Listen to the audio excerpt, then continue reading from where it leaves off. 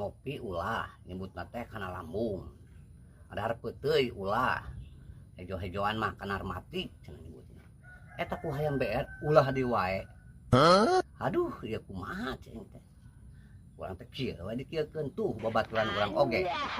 Anu sagala api. Moal mah teh jegur. Keur ngahulang lo babaturan ngomongna teh anter ngabaso yuk anjay ayo gaskeun. Nah ari pasti ditu pesen soranganeun mayar soranganeun aya sugan urang rek ngakir aduh meuli udud pulang teh kurang teh diasupkeun kana bungkusna serapkeun kana plastikna jang bekal nguseup.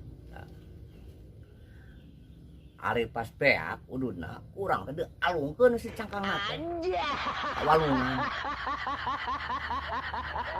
pas balik rek meuli bensin ka mana ceng teh ini teh arieun mana jumahan ari ngomong teh kalah kieu cenah urang mah geus butut kan cek ajengan oge pikeun nu gorengna cokot nu alusna tah ieu mah ngasih jumahan teh jadi nu alus cek urang teh nya.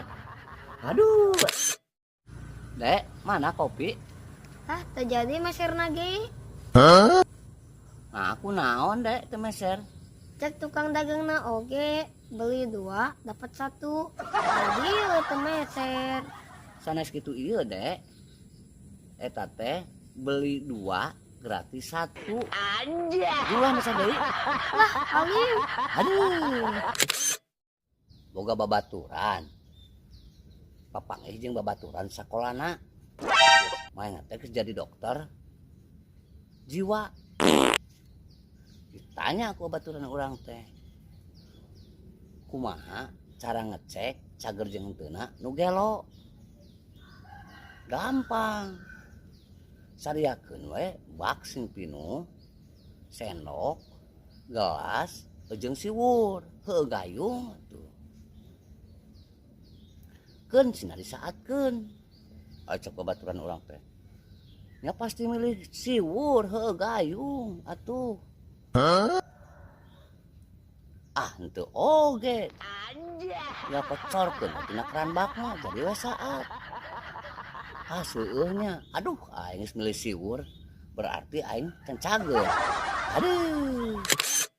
Ulin teh mending keneh ka Batu Karas heula. Kakenyon apa ka Pangandaran heula nya?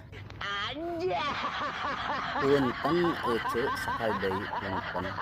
Saur abdi mah mending keneh bayar heula hutang ka abdi. Abdi nuju perlu pisan ayeuna.